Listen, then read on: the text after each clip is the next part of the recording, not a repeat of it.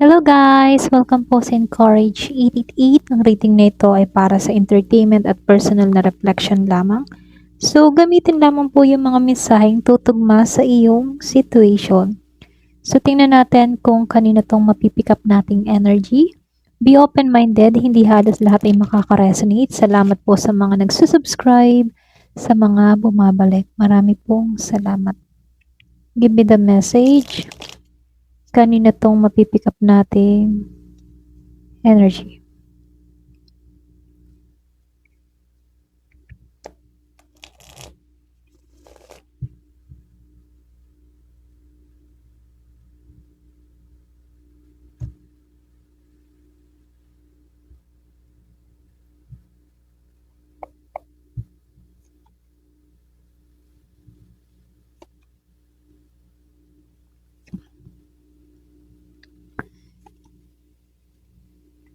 So, dito, no, meron ako nakitang Taurus, Virgo, Capricorn.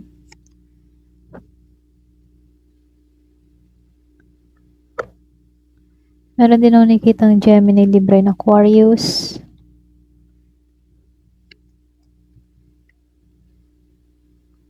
Meron din Scorpio, Cancer, Pisces.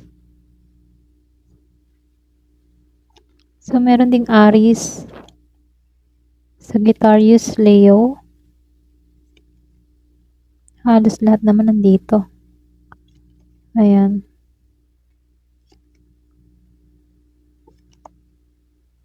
Okay. Ayan. So, tingnan natin kung ano yung mensahe sa'yo.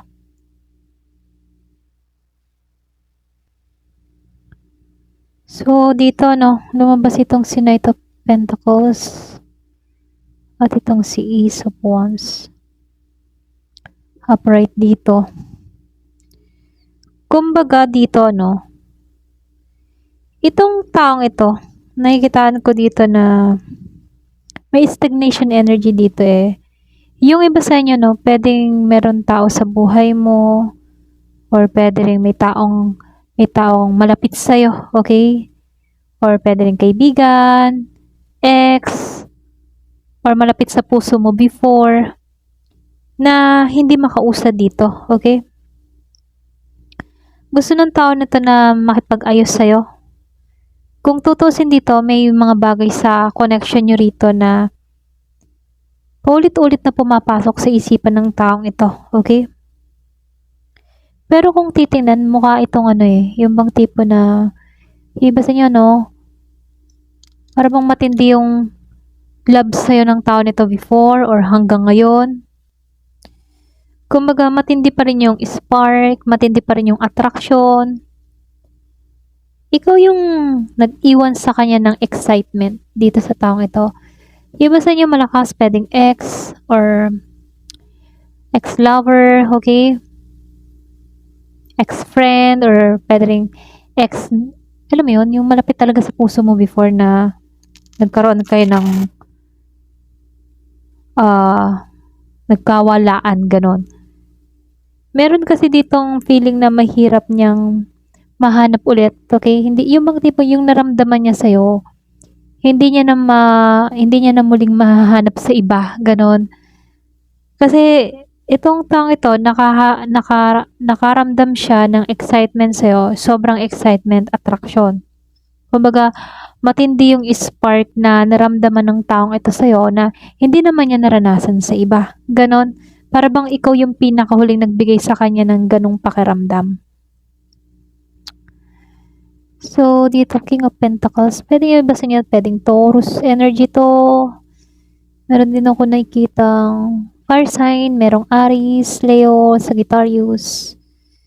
Meron din dito air sign, Gemini, Libra, and Aquarius. Okay? Ikaw, may value ka talaga sa taong ito. Mahalaga ka sa taong ito, ha? Hindi lang siya simpleng attraction yung nararamdaman ng tao na to. May impression na ikaw yung someone na talagang may sariling worth, okay? Yung tipo na kaya mong tumayo sa sarili mong paa. Ganon ka niya maihahambing, okay? Meron siyang realization dito. Para bang may katotohanan dito na unti-unti niyang nakita tungkol sa iyo. Or maging sa naging connection niyo before, meron siyang nakita. May moment siya dito na parang biglang napaisip siya or bigla siyang nag-isip. Kumbaga, doon niya nalaman dito na ganito ka pala kahalaga sa kanya. Okay? Mahalaga ka sa taong ito. So, lumabas itong Temperance. Then, King of Swords, the Pride. Kumbaga, para bang gusto ng tao nito na makontrol, balansin yung kanyang emosyon. Hindi niya gustong maging impulsive, ayaw niya ng ganun. Kaya kahit may nararamdaman siya dito, sinusubukan niyang maging kalmado. Nagiging siyang logic dito sa pag-iisip, emotional guarded tong tao na to. Pwedeng alam niya na may feeling siya pero ayaw niyang ipakita. Para bang mas pinipili niya munang mag-isip-isip bago gumawa ng aksyon or pagkilos dito. Ayaw niyang umamin, okay? Ayaw niyang maging pabigla-bigla sa gagawin niya. Okay?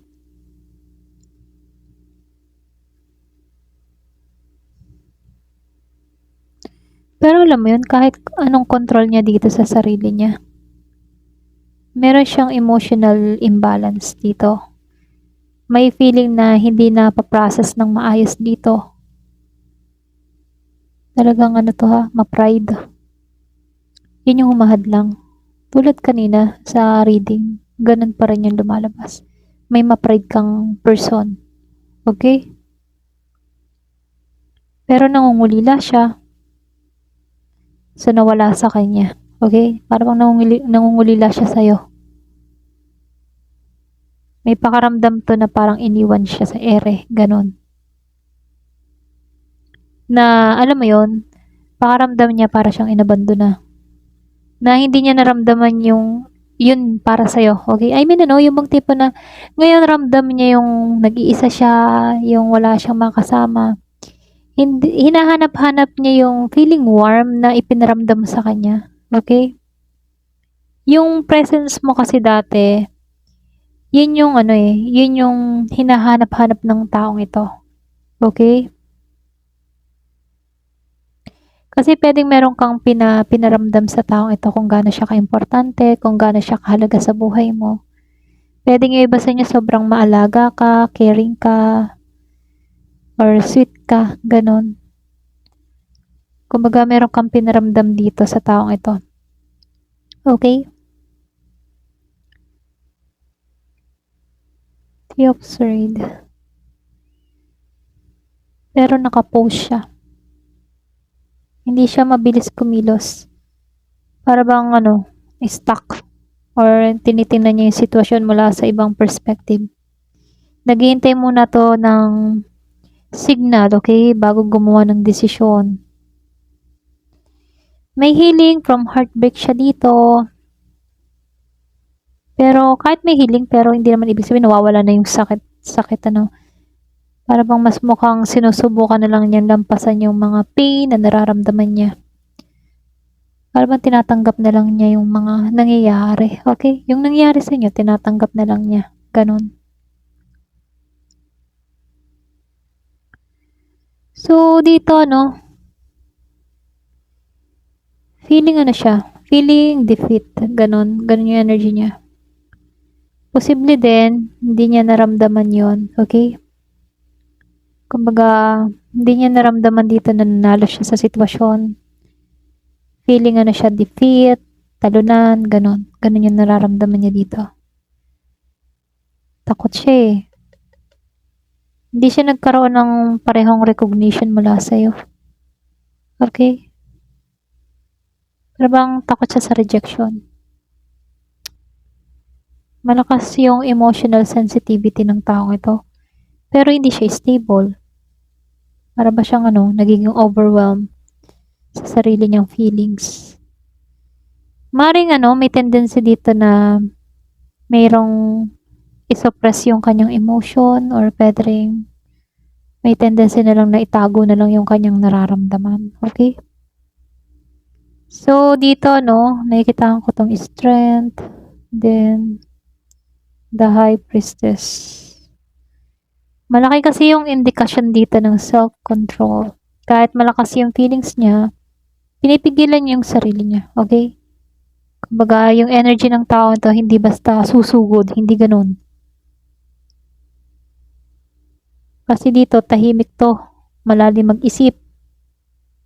May mga bagay siya na pwedeng hindi nasabi sa'yo.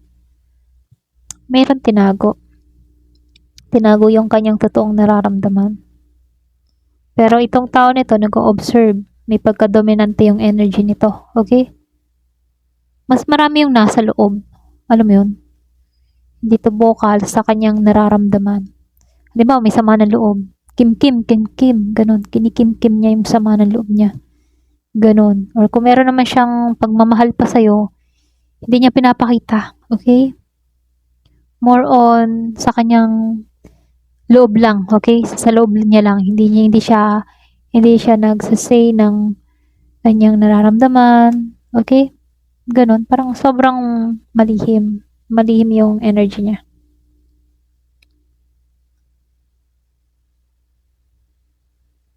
Pero kung titingnan curious yung energy ng tao na to. May interest siyang malaman kung ano ka na ngayon, kamusta ka ngayon, ano yung energy mo ngayon, ganun. Para ba nagmamasid to, nag-iisip, nakakuha ng impormasyon tungkol sa'yo bago siya kumilos. Defensive mode. Ganun yung energy niya dito. Magkakalaban niya yung sarili niya. Internal battle. May gusto siyang gawin pero may parte sa kanya nagsasabi na kailangan ko protektahan yung sarili ko. Okay? Ganun. Para bang takot masaktan.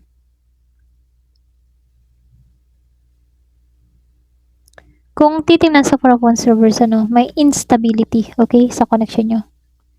Hindi niya naramdaman na nasa isang secure or settled place yung relationship ninyo. Okay? Hindi niya na-feel yun. May sense na merong unfinished business sa inyong dalawa dito. Nagkaroon kayo ng hindi solid na connection or foundation, Pero kung tutusin, may feelings naman siya. Hindi nga lang niya may impress or ma-express, Hindi niya ma-express ng maayos. I mean, hindi niya maipahayag, ika nga. Hindi niya maipahayag ng yung nararamdaman niya na yung matured, hindi niya maipahayag ng matured, ganun. Yung sa loobin niya, okay? Gusto naman niya mag-open up pero hindi niya alam kung paano ba niya sisimulan yung topic, yung usapan. Kaya nangyayari, umaatras. Nag-aalinlangan. Tutusin na awkward nga siya eh. Awkward siya pag nakausap ka. Para bang wala siyang confident. Okay? Nag-aalinlangan. So, nakikita ko dito, meron siyang desire dito eh. May desire siya na yung bang may balik yung kayo. Yung balance. Yun yung nice niya. Gusto niya maging balance eh. Kayong dalawa. Kung ikaw man may ibigay dito na emotional experience, okay, para sa kanya, may part sa kanya dito na gustong magkaroon ulit ng exchange or connection.